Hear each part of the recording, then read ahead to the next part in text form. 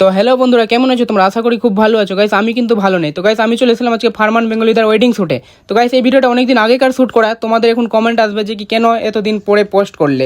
তো গাইস সত্যি বলতে আমি অনেকটাই প্রবলেমে পড়েছিলাম, আর ভিডিও না দিলে ফেসবুকে রিচ কম ছিল বলে এই ভিডিওটাকে আজকে আমি পোস্ট করলাম।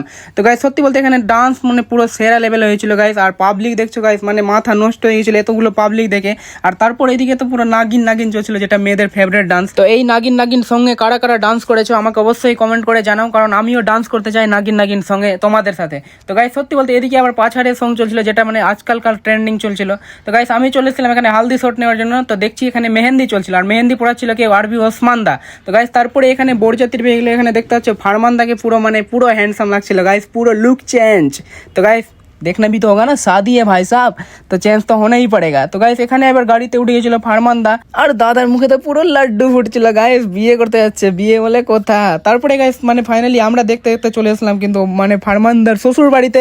তারপরে এখানে ওর শালিদের ডিমান্ড ছিল যে কি আমরা 10,000 টাকা নিব তাহলে গেট পাস হবে। তো গাইস এখানে মানে ডিল চলছিল, ডিল করার সাথে সাথে আমি আবার একটু বাইরে এসেছিলাম কারণ গরম লাগছিল ভিতরে প্রচুর। তো এখানে বাইরে এসে দেখি তো সুয়েলদার সাথে দেখা হয়ে গেল গাইস। সত্যি বলতে সুয়েলদা কিন্তু অনেকটাই ভালো।